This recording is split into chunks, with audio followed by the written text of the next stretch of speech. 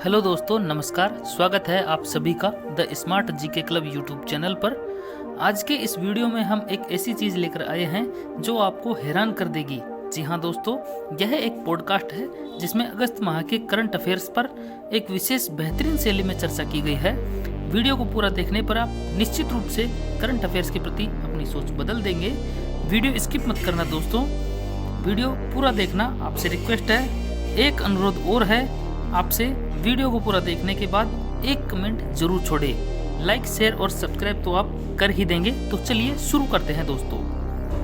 आज हम जरा देखेंगे कि राजस्थान में हाल फिलहाल क्या चल रहा है, मतलब अगस्त और सितंबर 2025 के कुछ करंट अफेयर्स। जी बिल्कुल, काफी सारी अलग अलग खबरें हैं, अलग अलग जगहों से आई हुई। हाँ, तो हमने सोचा कि इन बिखरी हुई जानकारियों को थोड़ा जोड़कर देखें। सही है, एक पूरी तस्वीर बनाने की कोशिश करते हैं कि आखिर हो क्या रहा है राज्य में। बिल्कुल, अर्थव्यवस्था से लेकर प्रशासन, संस्कृति, समाज, सब पर एक नजर डालते हैं। हाँ, तो शुरू करें, देखते हैं ये सब मिलकर क्या कहानी कहती हैं। चलिए, सबसे पहले बात करते हैं व्यापार और अर्थव्यवस्था की। यहाँ कुछ समिट्स का जिक्र है। हाँ, एक तो जयपुर में हुआ economic times Rajasthan business summit 2025 28 अगस्त को। अच्छा। और एक और समिट था 22 अगस्त को, एमिनेंट चेयरमैन समिट 2025। ये चार्टर्ड अकाउंटेंट्स का था, जयपुर ब्रांच का। तो मतलब बिजनेस और प्रोफेशनल्स दोनों ही लेवल पर कुछ ना कुछ चल रहा है। जी, ये समिट्स एक तरह से माहौल बनाते हैं निवेश के लिए, व्यापार के लिए। मतलब बातचीत होती है, पॉलिसीज पर चर्चा होती होगी। बिल्कुल, इंडस्ट्री के लोग, एक्सपर्ट, सरकार सब एक जगह आते हैं, नए आइडियाज, निवेश की बातें, ये सब होता है। सही है। और अर्थव्यवस्था के लिए ऊर्जा भी बहुत जरूरी है। जैसलमेर से खबर है। हाँ, वो ओएनजीसी वाली चिमने वाला टिब्बा ब्लॉक, जी। वहां से रोज का 1 lakh cubic metre gas production शुरू हुआ है। ये काफी अहम है। देखिए, राजस्थान अपनी ऊर्जा जरूरतों के लिए काफी हद तक बाहर पर निर्भर है। हाँ, वो तो है। तो अगर स्थानीय स्तर पर गैस उत्पादन बढ़ता है तो ये आत्मनिर्भरता की तरफ एक कदम है। थोड़ा इंपोर्ट कम होगा, लोकल रोजगार भी। सही कहा। अच्छा, इसके अलावा सरकार स्टार्टअप्स को भी पुश दे रही है ना? हाँ बिल्कुल, स्टार्टअप्स के लिए 5 करोड़ तक का इनाम और 100 करोड़ रुपए का एक इक्विटी फंड। इक्विटी फंड, ये लोन से अलग कैसे है? एक ये लोन में तो पैसा वापस करना होता है ब्याज के साथ। इक्विटी फंड में सरकार या जो भी फंड दे रहा है वो कंपनी में हिस्सेदारी लेता है। अच्छा, मतलब वो पार्टनर बन जाते हैं एक तरह से। हाँ बिल्कुल, तो सरकार सिर्फ पैसा नहीं दे रही बल्कि उन स्टार्टअप्स की सफलता में हिस्सेदार बन रही है। ये दिखाता है कि इनोवेशन को कितना बढ़ावा दे रहे हैं। ये तो अच्छी बात है भविष्य के लिए। एक छोटी सी खबर और थी, बैंकॉक बैंक वाली। हाँ, वो 1 अगस्त तक कुछ हेडलाइन प्रोडक्ट्स पर 25% छूट दे रहे थे। इसका क्या मतलब निकाले? देखिए, अकेली इस खबर से ज्यादा कुछ नहीं कह सकते। हो सकता है बस एक रूटीन प्रमोशनल ऑफर हो। हाँ शायद, पर हाँ, कुल मिला के ये समिट्स, गैस उत्पादन, स्टार्टअप्स, ये सब दिखाते हैं कि इकोनॉमी पर फोकस तो है। जी बिल्कुल, कई लेवल्स पर काम चल रहा है। चलिए, अब थोड़ा प्रशासन और पॉलिसी की तरफ देखते हैं। यहाँ भी कुछ जरूरी बातें हुई हैं। हाँ, खासकर कृषि और सिंचाई को लेकर एक बड़ी चीज हुई। क्या हुआ? वो कृषि मंत्री डॉक्टर किरोनी लाल मीना ने दिल्ली में एक मीटिंग की थी। अच्छा। उसमें लिफ्टेड डिस्चार्ज पॉलिसी के तहत जो सिंचाई का पानी लिफ्ट किया जाता है उसका 65% इस्तेमाल अनिवार्य कर दिया गया है। 65% अनिवार्य, मतलब पानी की बर्बादी रोकनी है। बिल्कुल, राजस्थान जैसे राज्य के लिए जहां पानी की इतनी किल्लत है, ये बहुत बड़ा कदम है। पानी का सही इस्तेमाल हो, बर्बाद न हो। हाँ, ये तो बहुत ही जरूरी फैसला है। पानी का मैनेजमेंट सुधरेगा इससे। सही कहा।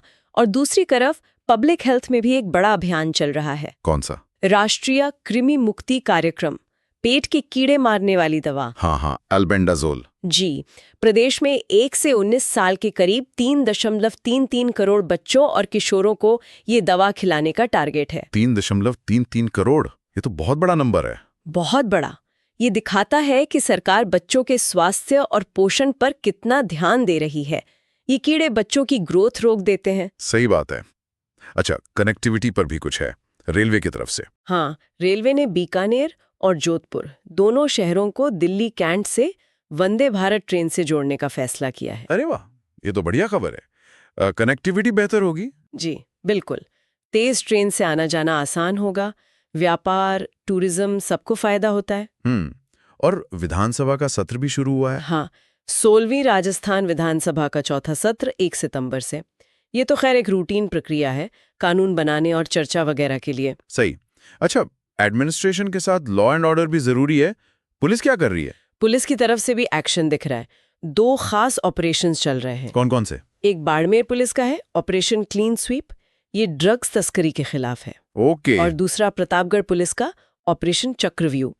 इसमें भी नशीले पदार्थों के तस्करों की अवैध प्रॉपर्टी जब्त की गई है अगस्त में। तो दोनों ही नशीले पदार्थों पर फोकस कर रहे हैं। हाँ, ऐसा ही लग रहा है।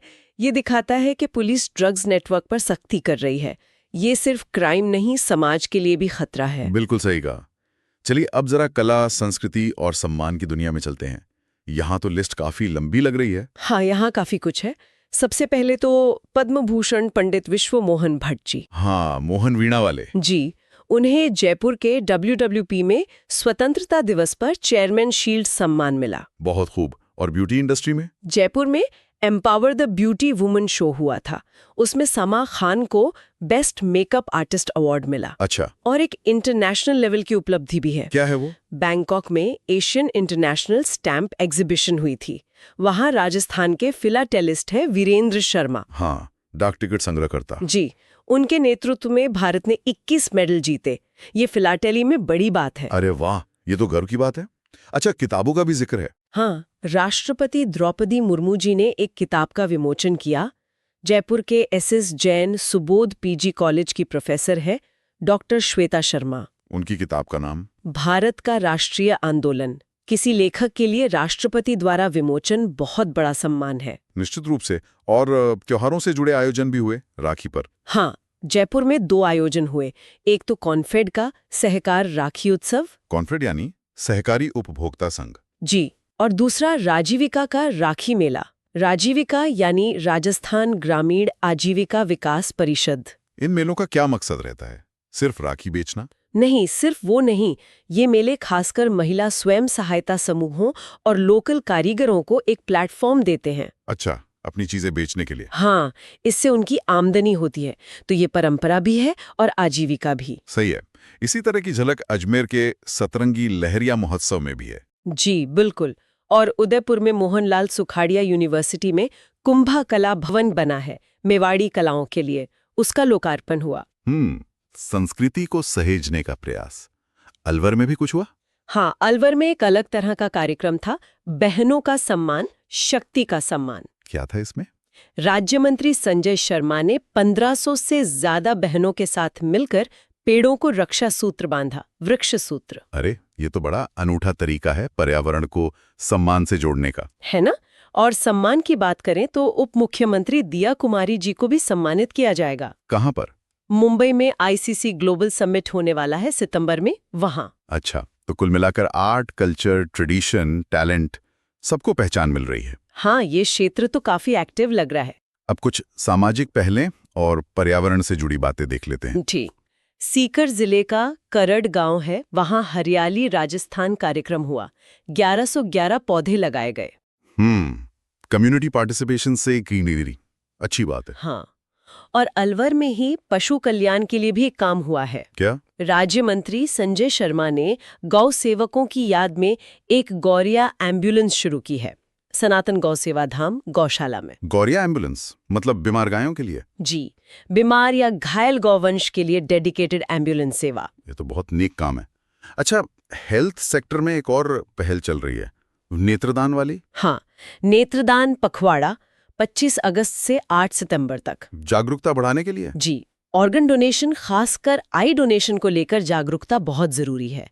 बहुत लोग कॉर्निया न मिलने से देख नहीं पाते। सही बात है। अच्छा, सड़क सुरक्षा पर भी कुछ नया है डीडवाना को चामन में? हाँ, वहां प्रशासन और हेल्थ डिपार्टमेंट ने मिलकर छापरी टोल प्लाजा पर एक अभियान शुरू किया है, safe eyes safe highway. Safe I safe highway, इसका क्या मतलब हुआ? आंखों की जांच वगैरह? नाम से तो यही लगता है, शायद टोल प्लाजा पर ड्राइवर्स के लिए आई चेकअप की सुविधा हो। अगर ऐसा है तो ये तो बहुत ही इनोवेटिव है।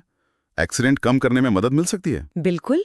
खराब विजन तो ड्राइविंग में बहुत खतरनाक होता है।